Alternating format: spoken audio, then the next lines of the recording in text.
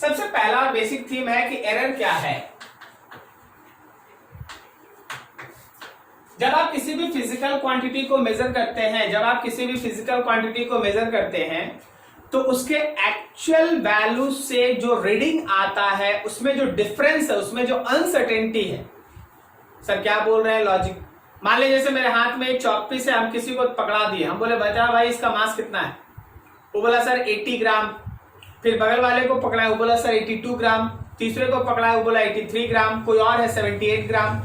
अब हर स्टूडेंट इसका मास अलग अलग बता रहा है, लेकिन जब हम बहुत परफेक्ट प्रिसाइजन से मेंटेन करके इसका जब हम लोग मेजरमेंट किए तो पता चला 80.69 ग्राम।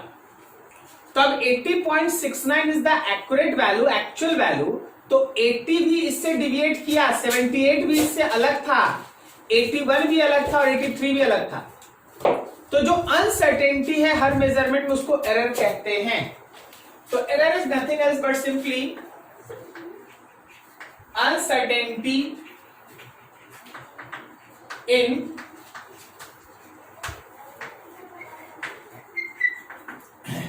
measurement of any physical quantity। किसी भी फिजिकल क्वांटिटी के मेजरमेंट में जो अनसर्टेनिटी होता है उसको आप एरर कहते हैं। Error is basically of two types. One is called systematic error and next is called random error। systematic error क्या होता है समझना। मान लो जैसे तुम्हारे हाथ में एक स्केल है और वो स्केल जो है वो 2 सेंटीमीटर के मार्क से टूट गया है। अब आप उस स्केल से किसी स्टिक के लेंथ को मेजर किए तो पता चला कि वो स्केल पे रीडिंग 15 सेंटीमीटर दिखा रहा है। तो बताओ स्टिक का एक्चुअल लेंथ कितना है?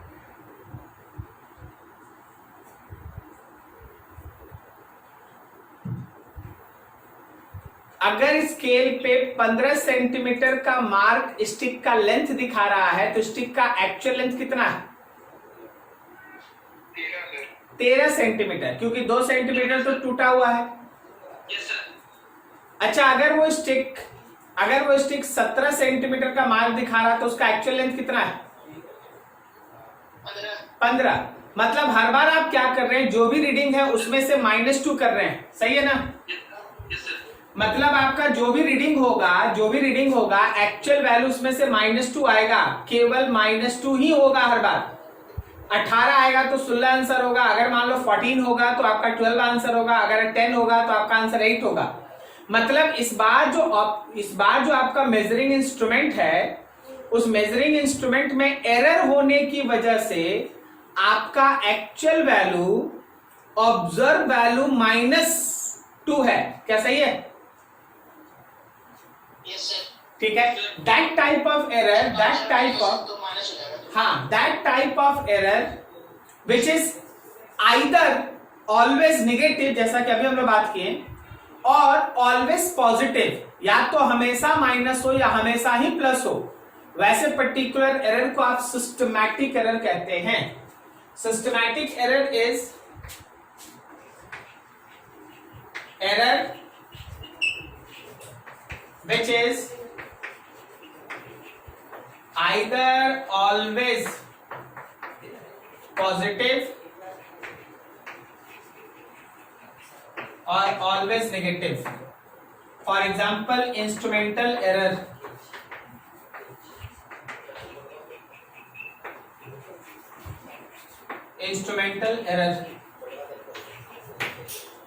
इंस्ट्रूमेंट में कोई एरर होता है तो सिस्टमैटिक एरर में काउंट होता है। लेकिन रैंडम एरर क्या होता है? रैंडम एरर का एक ऐसा टाइप है जो या तो प्लस भी हो सकता है या माइनस भी हो सकता है। अब देखो जैसे मान लो हम तुमको बोलते हैं कि तुम अपना हाइट मेजर करो, तो जब तुम अपना हाइट मेजर करता है तो तुम्हारा एक्चुअल हाइट है सपोज 5 फीट 4 इंच, लेकिन कोई उसको नीचे से देख रहा है तो उसको हाइट ज्यादा दिखेगा, कोई ऊपर से देख रहा है तो उसको थोड़ा हाइट कम दिखेगा। मतलब तुम्हारा जो रीडिंग है वो 5 फीट 4 इंच से ज्यादा भी आ सकता है और कम भी आ सकता है, सही है। ऐसा पर्टिकुलर एरर जो प्लस भी हो सकता है और तुरंत कंडीशन बदल के माइनस भी हो सकता है। इसमें क्या था, अगर एक बार प्लस हुआ तो हमेशा प्लस होगा, या एक बार माइनस हुआ तो हमेशा माइनस होगा। लेकिन अगर ऐसा एरर है जो तुरंत प्लस हो तो किसी दूसरे क्षण माइनस भी हो जाए, ऐसे पर्टिकुलर एरर को रैंडम एरर कहते हैं। Random error which can be positive और नेगेटिव।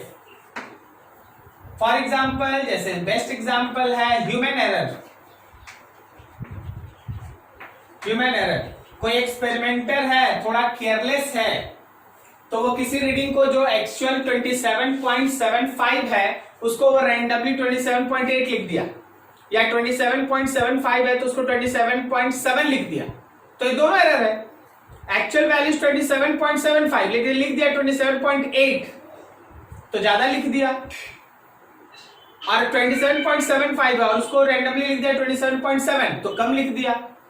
तो ऐसा particular error which can be positive और negative, that is called random error. अब देखो, एक बात तो तय है ना कि आप किसी भी फिजिकल क्वांटिटी को कभी भी एक्यूरेट मेजर नहीं कर सकते। मतलब मान लो जैसे चॉक के पीस का वेट मेजर करना है तो तुम इसका एक्चुअल वेट कभी मेजर ही नहीं कर सकता। बोले सर तो हम लोग हमेशा 100 ग्राम 200 ग्राम क्या लिखते हैं। एक्चुअली देख, अगर इस चैप्टर का बात करेगा तो हम लोग कभी भी एक्चुअल मेजरमेंट किसी भी फिजिकल क्वांटिटी का नहीं कर सकते। तो फिर क्या करते हैं हम लोग, बहुत सारे मेजरमेंट का जो मीन आता है उसको लिखते हैं। मान लो let any physical quantity is measured n times. कोई एक फिजिकल क्वांटिटी है, n टाइम्स मेजर किया गया, एंड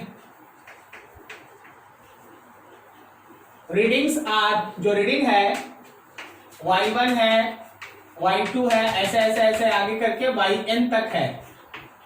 हर बार रीडिंग अलग है। एक बार मेजर किए तो 10 आया, एक बार मेजर किए तो 10.2 आया, एक बार मेजर किए तो 9.6 आया, एक बार मेजर किए तो 9.5 आया। हर बार अलग अलग अलग अलग अलग आया। तो ऐसे केस में उस फिजिकल क्वांटिटी का ट्रू वैल्यू या एक्चुअल वैल्यू क्या लेंगे? तो सिंपल है, जितना भी रीडिंग आया है सबका मीन निकाल लीजिए, जितना भी रीडिंग आया है सबका मीन निकाल लीजिए, वही उसका ट्रू वैल्यू या एक्चुअल वैल्यू होता है। So first term true value, इसका दूसरा नाम है मीन वैल्यू, इसी का तीसरा नाम है एक्चुअल वैल्यू, या फिर आप एवरेज भी कह सकते हैं। तो याद रखना है कि अगर कोई फिजिकल क्वांटिटी का हर बार के मेजरमेंट में अलग अलग वैल्यू आता है तो उसका मीन वैल्यू है सारे मेजरमेंट का मीन, सारे मेजरमेंट का मीन, यही उसका मीन वैल्यू। ठीक है, अब यहां पे ध्यान से समझिए, क्या ये मीन वैल्यू जरूरी है कि y1, y2, y3, y4 सबके साथ बराबर हो? सबके साथ तो ऑब्वियसली नहीं बराबर होगा। क्या बोलता है, सही है? मान लो मीन आया, सपोज मीन आया 10 और एक रीडिंग है 10.2, तो मीन और उस रीडिंग के बीच का जो गैप है 0.2 वो कहलाता है एब्सोल्यूट एरर। नाम याद रखना, एब्सोल्यूट एरर। तुम देख चुका है, यही सब क्वेश्चन होता है डेल वाई। अगर तुम एब्सोल्यूट एरर फर्स्ट केस में निकाला तो मीन वैल्यू में से फर्स्ट वाले मेजरमेंट को माइनस करो। अगर तुम एब्सोल्यूट एरर सेकंड केस में निकाला तो मीन में से सेकंड मेजरमेंट को माइनस करो। इसी तरह अगर तुम एब्सोल्यूट एरर nth केस में निकाला तो मीन वैल्यू में से nth मेजरमेंट को माइनस कर दो। जिस भी केस का एब्सोल्यूट एरर तुमसे पूछा जाएगा, मीन वैल्यू में से उस मेजरमेंट को माइनस कर देना। थर्ड केस का एब्सोल्यूट एरर बताइए, तो mean value minus measurement in third observation. Fifth case का एब्सोल्यूट एरर बताइए, तो वाई मीन माइनस ऑब्जर्वेशन या रीडिंग इन फिफ्थ केस। तो जिस केस का पूछा जाएगा वैसा कीजिए। अब इसमें एक प्रॉब्लम है भाई, समझना ध्यान से, इसमें एक प्रॉब्लम है। मीन वैल्यू से कुछ क्वांटिटी ज्यादा होता है। देख मान ले कोई क्वांटिटी, 3 क्वांटिटी ज्यादा है, 2 क्वांटिटी कम है और मीन यहां बीच में आया।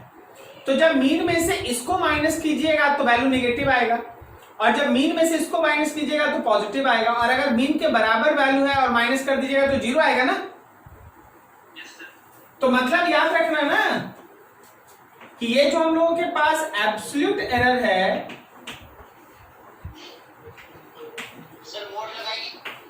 कैन बी पॉजिटिव, नेगेटिव और 0। ये जो हम लोग का एब्सोल्यूट एरर है वो पॉजिटिव हो सकता है, नेगेटिव हो सकता है और 0 भी हो सकता है। स्टूडेंट कुछ बोल रहा है मॉड के बारे में, हम सुन लिए हैं, जहां आएगा हम आपको बता रहे हैं, हमको पता है, ठीक है, आप लोग पढ़े, आपको याद है, बढ़िया। एब्सोल्यूट एरर पॉजिटिव भी होता है, नेगेटिव भी होता है, जरूरत पड़ने पे 0 भी होता है। अब जब आप इन सारे absolute error first, second, third, fourth, fifth, nth, जब आप इन सारे के सारे एब्सोल्यूट एरर का मीन निकालते हैं, मीन, उसको हम लोग कहते हैं mean absolute error. Mean absolute error, del Y mean. करना क्या है, absolute error first, absolute error second, ऐसे करके एब्सोल्यूट एरर n तक का मीन निकालना है। जितना भी एब्सोल्यूट एरर आया है उन सबका मीन निकालना। अब देखो, अभी कोई स्टूडेंट बोल रहा था मॉड के बारे में, सुनिए ध्यान से। एब्सोल्यूट एरर प्लस भी होता है, माइनस भी होता है। तो बहुत बार एब्सोल्यूट एरर के घटने की वजह से आपका आंसर गलत होगा, तो आप हमेशा यहां मीन एब्सोल्यूट एरर के कैलकुलेशन में इंडिविजुअल एब्सोल्यूट एरर का मॉड लीजिएगा। इंडिविजुअल एब्सोल्यूट एरर का मॉड लीजिएगा, ओके, मॉड लीजिएगा। प्लस रहेगा प्लस लिखना है, माइनस रहेगा तो भी प्लस लिखना है। क्लियर है? Yes, sir. अब देखो fourth, this is called relative error. जब आप इस मीन एब्सोल्यूट एरर में मीन वैल्यू से डिवाइड करते हैं, मीन एब्सोल्यूट एरर में मीन वैल्यू से डिवाइड करते हैं, मीन एब्सोल्यूट एरर में मीन वैल्यू से डिवाइड करते हैं, then that is term is called relative error. उसको हम लोग रिलेटिव एरर कहते हैं। And fifth one is called percentage error. 100 से मल्टीप्लाई कर दिया उसमें। बिल्कुल सही, रिलेटिव है। बिल्कुल सही। जो हम लोगों का रिलेटिव एरर है, जो हम लोग का रिलेटिव एरर है, जस्ट मल्टीप्लाइड विद 100, ठीक है, ये हम लोग का परसेंटेज एरर। अब पूरा जो डिस्कशन हुआ उन सब के बाद सिक्स्थ में याद रखना, so finally physical quantity with error limit is given as, जो फाइनल तुम्हारा फिजिकल क्वांटिटी है एरर लिमिट के साथ, उसमें आप मीन वैल्यू लिखेंगे plus minus mean absolute error लिखेंगे। मीन वैल्यू लिखेंगे plus minus mean absolute error लिखेंगे। तो ये तुम्हारे पास एरर का बेसिक कैलकुलेशन का पार्ट दे दिया गया। फटाफट इसको नोट करो, एक छोटा सा एग्जांपल इधर देके खत्म करेंगे। नोट करो फटाफट। सर ग्रॉस एरर क्या होता है? कहाँ? Gross error. Gross error actually है ना, जो आपका मीन एब्सोल्यूट एरर है उसी को हम लोग कहते हैं। Okay sir.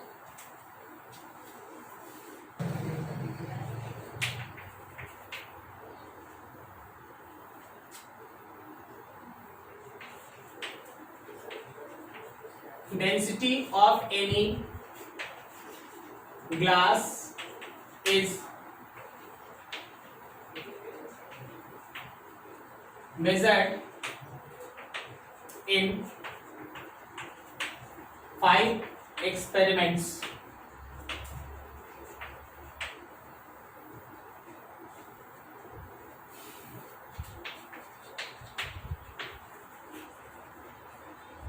The readings are 1.46 gram per centimeter cube, 1.42 ग्राम पर सेंटीमीटर क्यूब, 1.40 ग्राम पर सेंटीमीटर क्यूब, 1.48 ग्राम पर centimetre cube and 1.50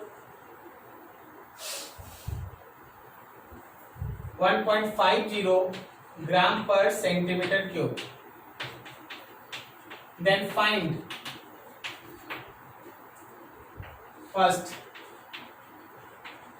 density of glass, तुमको ग्लास का डेंसिटी बताना है. दूसरा absolute error in each case, her case में एब्सोल्यूट एरर बताना है. थर्ड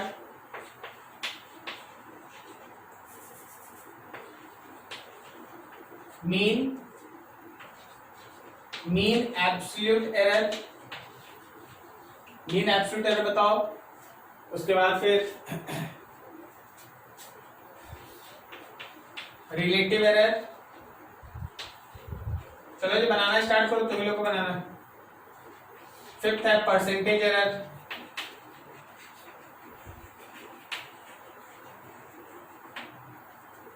और सिक्स्थ है density with proper error limit. चलो बना फटाफट कैलकुलेशन, गो फास्ट. जो आप डेंसिटी का मीन वैल्यू निकालेंगे वो first reading, second reading, third, fourth और फिफ्थ का मीन वैल्यू होगा. क्या आप कैलकुलेट कर चुके हैं? कितना आया? 1.46 कंफर्म ना?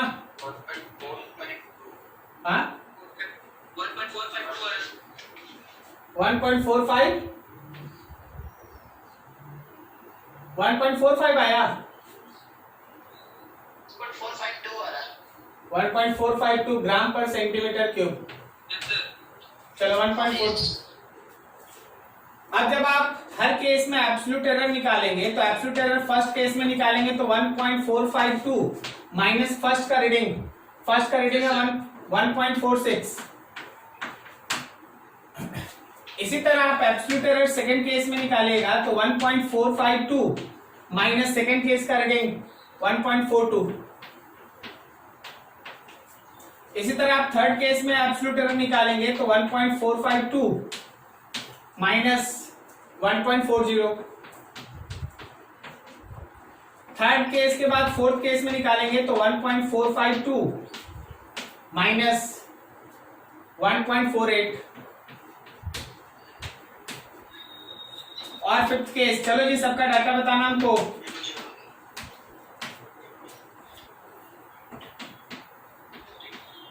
फर्स्ट केस में कितना आया? फर्स्ट केस में कितना आया बोलो फटाफट. 0.008 माइनस नहीं लगा. माइनस आ गया सर. सेकंड केस में 0.032 032 प्लस अगले केस में प्लस 0.012 480 माइनस 0.028 यही ना. और माइनस 0.008 सॉरी कितना 48 उसमें तो 0.052 होगा ना. कहाँ? जहाँ 0.12 लिखे हैं 0.012. ये वाला. हाँ हाँ सही 52 होगा. यही बोल रहे हैं ना. यस. ठीक है चलो ये निकला. अब इसके बाद थर्ड मीन एब्सोल्यूट एरर. आप लोग कैलकुलेशन कर चुके हैं जी. बता दीजिए जितना भी आपका मेजरमेंट है उन सब का मॉड लेके 0.008 का mod plus mod of 0.032 plus mod of 0.052 plus mod of minus of 0.028 plus mod of minus 0.048 and all divided by 5. How much it is? कितना आया?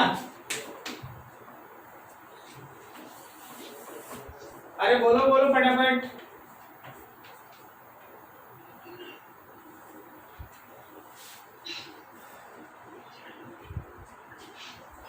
अरे बोल यार.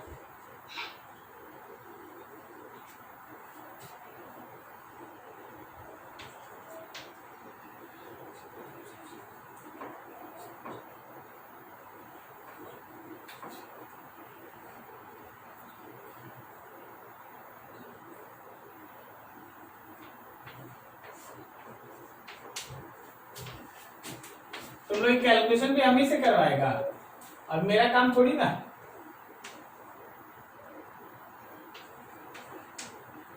ये है तुम्हारा मीन एब्सोल्यूट एरर 0.0336. ठीक है, अब जरा गौर करना. मीन एब्सोल्यूट एरर क्या सही लिखे कि एक और जीरो होगा? एक और जीरो होगा. वैसे आप लोग कैलकुलेशन कर लीजिएगा, ये मेरा काम नहीं है, आप कर लीजिएगा. फोर्थ देखिए, आप लोग कैलकुलेशन कर लीजिएगा बढ़िया से. अब कैलकुलेशन में रहेंगे तो जल्दी जल्दी होगा कैसे? रिलेटिव एरर, रिलेटिव एरर जो तुम्हारा मीन एब्सोल्यूट एरर है मीन वैल्यू से डिवाइड. तो mean absolute error 0.00336 divided by mean value कितना?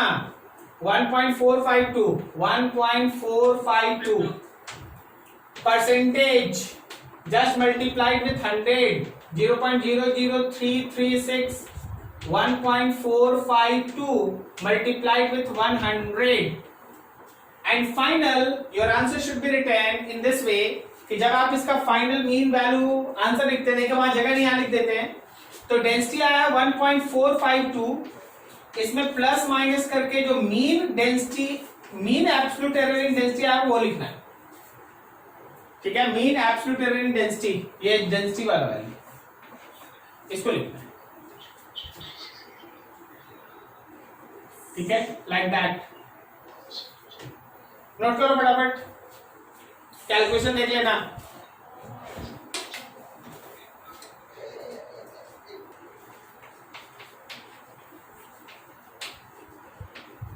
algebraic operation using error limit. इसका मतलब बताइए. पहले तो हम इस सिचुएशन को तुम्हारे सामने रखना चाहते हैं, जरा देखो और समझो. हम 2-3 केस यहां पे अलग से तुम्हारे सामने लिख देते हैं. मान लो क्वेश्चन ऐसा है कि अगर लेंथ है 3 प्लस माइनस 0.4 मीटर और ब्रेथ है 2 plus minus 0.1 meter, find area. तो अगर लेंथ रहता 3 और ब्रेथ रहता 2 तो एरिया होता 6, कोई दिक्कत नहीं. लेकिन अगर लेंथ और ब्रेथ एरर के साथ दिया है तो एरिया कैसे एरर के साथ निकालेंगे? दूसरा, एक रजिस्टर है वो है 10 प्लस माइनस 0.4 ओम. एक दूसरा रजिस्टर है वो है 5 plus minus 0.2 ohm. They are connected in series. They are connected in series. Find R equivalent. 17 plus minus 0.7. ऊपर वाला आंसर बता देगा ऐसे ही. सर क्या बोले? फर्स्ट वाला आंसर बता दोगे ऐसे ही. सर फर्स्ट शब्द मल्टीप्लाई करेंगे 6 प्लस माइनस 5 प्लस माइनस 0.06. 5 हो जाएगा, 3 और 2 5 हो जाएगा. 6 प्लस माइनस 0.5. कैसे आगे? एरर को तो ऐड करते हैं. हाँ, सब मिसकॉन्सेप्ट, जितना बोलते जाइएगा उतना अच्छा रहेगा मेरे लिए. हाँ, हमको पता चलेगा कि हमको और कैसे बताना है.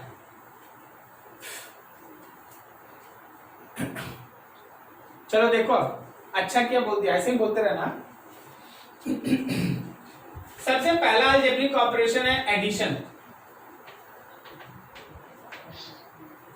मान लो x एक फिजिकल क्वांटिटी है जो a और b के एडिशन से मिलता है, तो इस केस में जो मैक्सिमम पॉसिबल एब्सोल्यूट एरर होता है, याद रखना, वो ऐड होता है del a plus del b। जो मैक्सिमम पॉसिबल एब्सोल्यूट एरर होगा that del x will be equals to del a plus del b। Second है आप लोगों के पास सब्सट्रैक्शन। देखिए जब आप 11 में होते हैं तो ये पूरा चीज हम डिराइव करके दिखाते हैं कि कैसे ऐड होता है, लेकिन अभी उसका काम नहीं। मान लो x इज फिजिकल क्वांटिटी जो a माइनस बी से मिला है, तो इस केस में भी अगर तुमसे कोई बोला कि मैक्सिमम पॉसिबल एब्सोल्यूट एरर लिखो, तो याद रखना कि जो मैक्सिमम पॉसिबल एब्सोल्यूट एरर होगा still that is sum of the errors of A and B. ठीक है, फिजिकल क्वांटिटी में सब्सट्रैक्शन है, माइनस है, लेकिन एरर प्लस होगा। फिजिकल क्वांटिटी ऐड हो रहा है, एरर ऐड हो रहा है, ये बहुत बड़ा बात नहीं है, ये लगभग तुरंत दिमाग को समझ में आ जाता है। लेकिन फिजिकल क्वांटिटी सब्सट्रैक्ट हो रहा है, एरर ऐड होगा। थर्ड देखना, थर्ड हम लोग के पास मल्टीप्लीकेशन। मान लो x एक फिजिकल क्वांटिटी है जो a और b का मल्टीप्लीकेशन पर बेस्ट है, तो इस केस में याद रखिएगा maximum possible relative error, maximum possible relative error इस बार आप लिखते हैं del x by X, and this is nothing else but simply the sum of relative error of a and relative error of b। a और b के relative error का sum होता है। अभी देखो यहां पे फोर्थ डिवीजन। मान लो x एक फिजिकल क्वांटिटी है जो a बाई b से निकलता है, तो इस केस में भी अगर आप मैक्सिमम पॉसिबल रिलेटिव एरर लेंगे तो that will be del x by X maximum, still it is sum of relative error of a and relative error of b। a और b का रिलेटिव एरर होगा, a और b के relative error का sum होगा, a और b के relative error का सम होगा। ठीक है, अब यहां तक चीज को थोड़ा रोका जाए, थोड़ा बात किया जाए, थोड़ा सांस लिया जाए, समझा जाए। देख, जब एडिशन और सब्सट्रैक्शन होता है ना तो आप एब्सोल्यूट एरर निकालते हैं, ध्यान रखना। लेकिन जब मल्टीप्लिकेशन और डिवीजन होता है तो याद रखना तुम रिलेटिव एरर निकालता है। तो सर थोड़ा सा एक चार्ट बनाते हैं, जरा गौर करना और समझना थोड़ा बढ़िया से। इधर हम फंक्शन लिखेंगे, अलजेब्रिक ऑपरेशन जो होगा उसके लिए मैक्सिमम पॉसिबल एब्सोल्यूट एरर, और यहां मैक्सिमम पॉसिबल रिलेटिव एरर्स। दिख रहा है इधर सब? यहां जो लिख रहे हैं समझ में आ रहा है? ठीक है, चलो थोड़ा, क्योंकि वहां व्हाइट हो जाएगा, सब मिल जाएगा, इसलिए अलग कर। देख, यहां पे है a प्लस बी, तो यह मैक्सिमम पॉसिबल एब्सोल्यूट एरर होगा del a plus del b। अच्छा सोचो तो मैक्सिमम पॉसिबल रिलेटिव एरर फिर क्या होगा? अगर x था a प्लस b तो डेल x हुआ del a plus del b। तो जब हम डेल x में x से डिवाइड करेंगे तो एक्चुअली हम del a plus del b में a प्लस b से डिवाइड कर रहे हैं। क्या समझ में आया?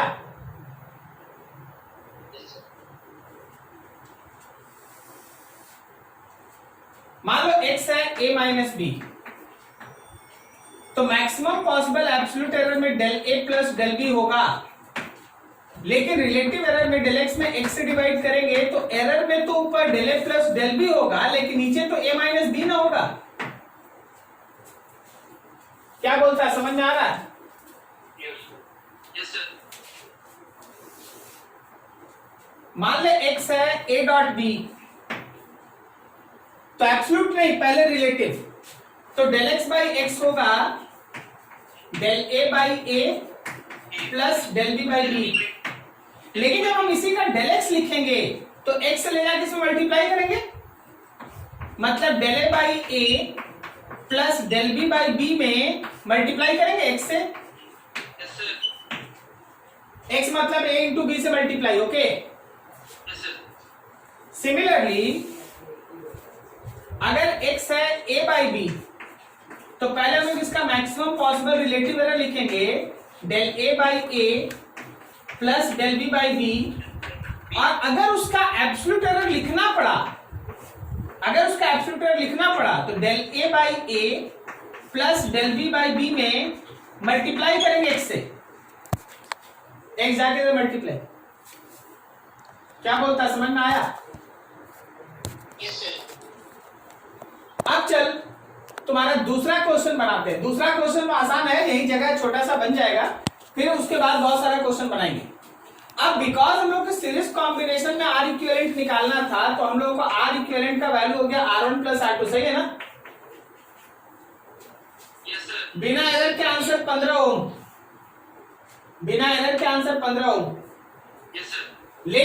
लेकिन जब आप कभी भी कोई भी फिजिकल क्वांटिटी का आंसर एरर के साथ लिखते हैं तो याद रखिए एब्सोल्यूट एरर सम करके दिखाते हैं। कौन सा एरर सम है, एब्सोल्यूट एरर है कि रिलेटिव एरर है?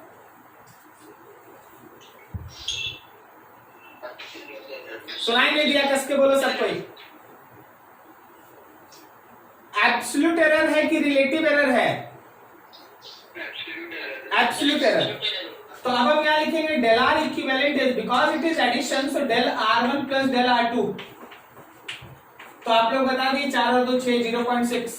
तो finally your answer is 15 plus minus 0.6। क्या सही है? Yes sir. लेकिन क्या इतना ही आसानी से ऊपर वाला बन जाएगा? ऊपर वाले में जो पूछा गया है वो एक्चुअली मल्टीप्लीकेशन है। सो मल्टीप्लीकेशन में पहले तुमको निकालना पड़ेगा रिलेटिव एरर, और फिर एक से मल्टीप्लाई करके एब्सोल्यूट, और फिर आपको फाइनल आंसर लिखना पड़ेगा। क्या तुमको ये बात समझ में आई हम क्या बोले? यस। नोट करो सारा, एरिया बना के दिखाओ। नोट करो सारा, एरिया बना के दिखाओ।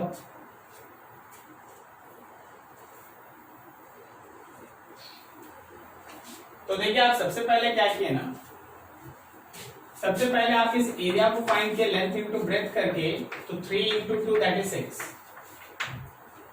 फिर आप लेंगे del A by A which is equals to del L by L और plus del B by B. सही जा रहा है क्या? So del A by A is, del L का वैल्यू है 0.4, नीचे 3, 0.1 नीचे 2,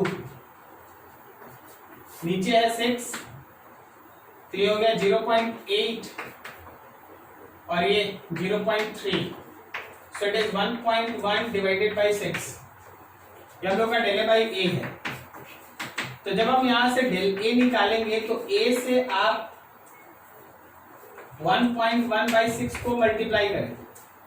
आपका एरिया पहले से 6 आ चुका था, 1.1 बाई 6, ये 6 कैंसिल, वेरी गुड। तो आपका फाइनल एरिया का आंसर आया A plus minus del A. Area था 6 और plus minus 1.1 meter square. This is your answer. क्या सबका आया सेम? Yes sir. सेम। कोई दिक्कत यहां तक समझने में? No sir. नो सर, कोई डाउट नहीं। नेक्स्ट क्वेश्चन बनाओ।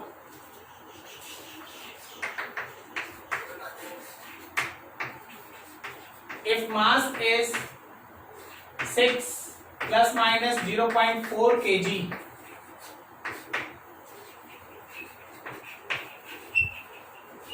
and volume is 3 plus minus 0.2 meter cube. Find density with error limit. चलो बनाओ फटाक से।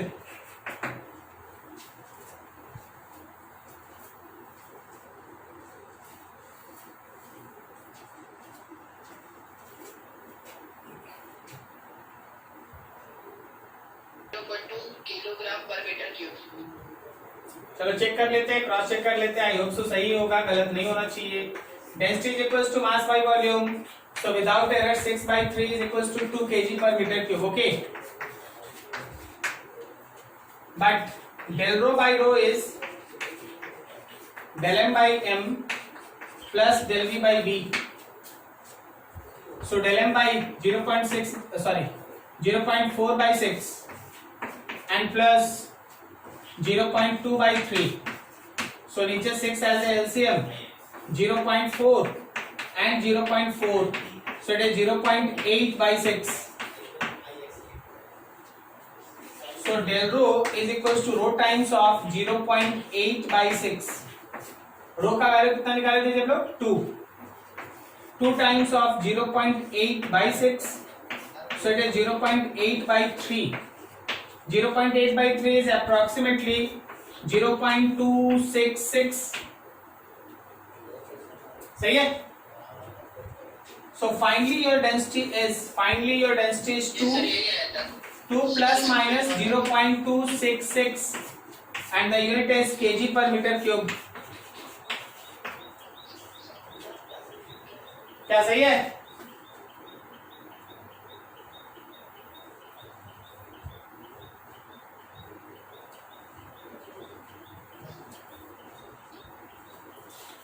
देखो यार ध्यान से,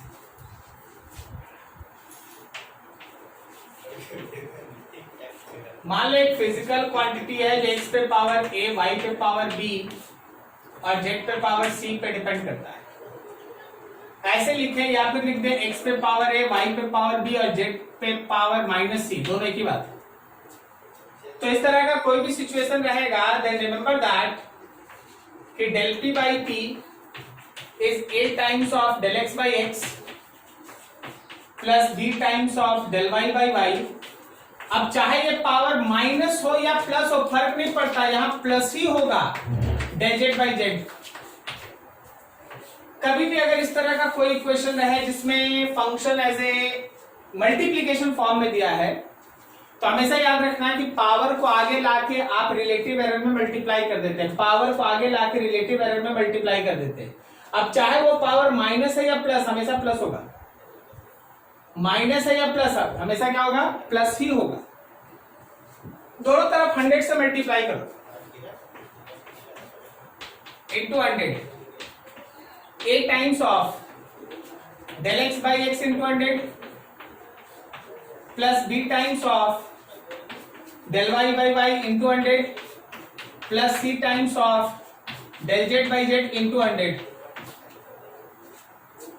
तो जब आप रिलेटिव एरर को 100 से मल्टीप्लाई की, it is percentage error of p, so a times of percentage error of x plus b times of percentage error of y plus c times of percentage error of z।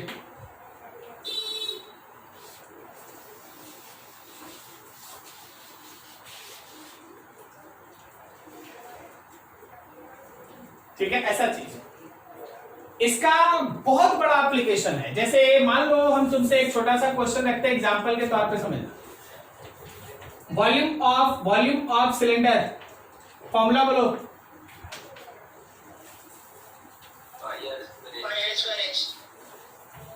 Pi R square H.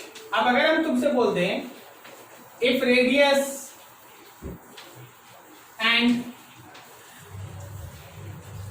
height have 3% and 2% error, respectively find error in volume। बोलो answer, देख के बोलो answer, देख के answer बोलना है।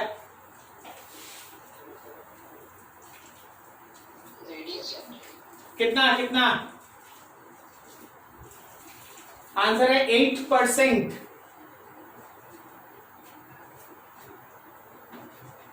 देख भाई, वॉल्यूम है पाई आर स्क्वायर एच।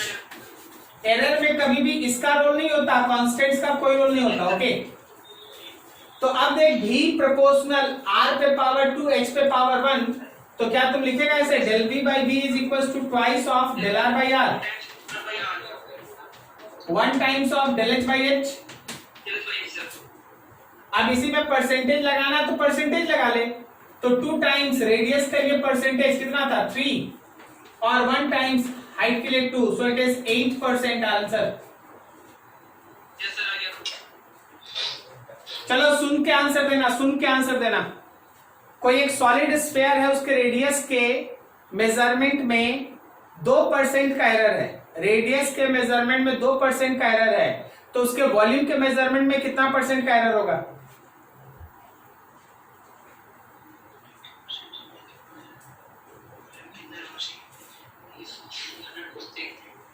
अरे बोलो कस के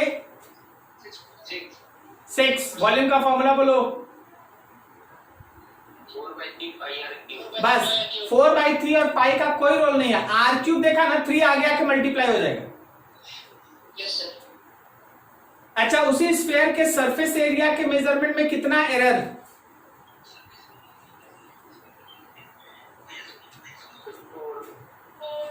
4।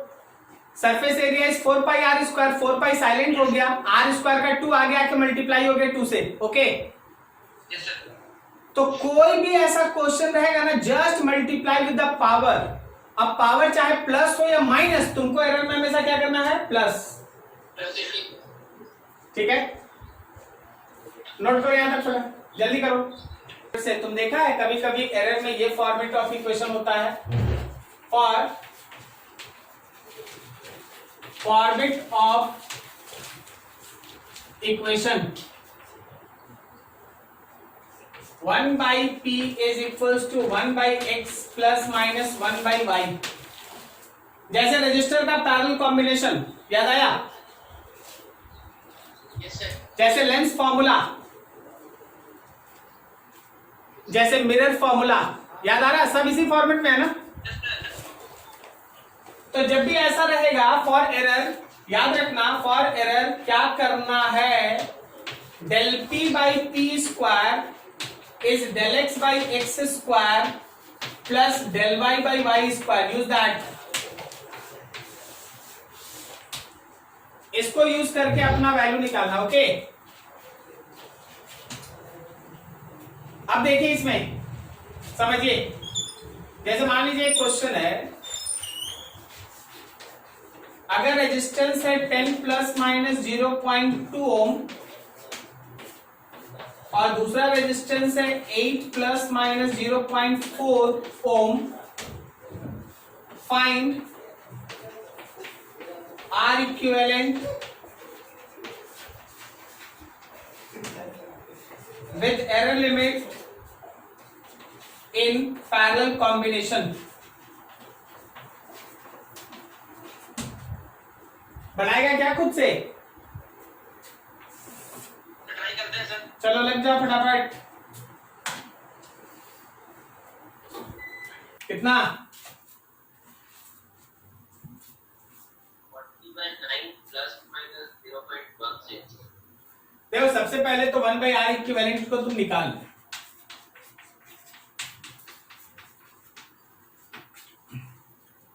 तो ये तुम्हारा r इक्विवेलेंट का वैल्यू हो गया होगा 10 इंटू 8/10 प्लस 8। ओके, 80/18, 40/9।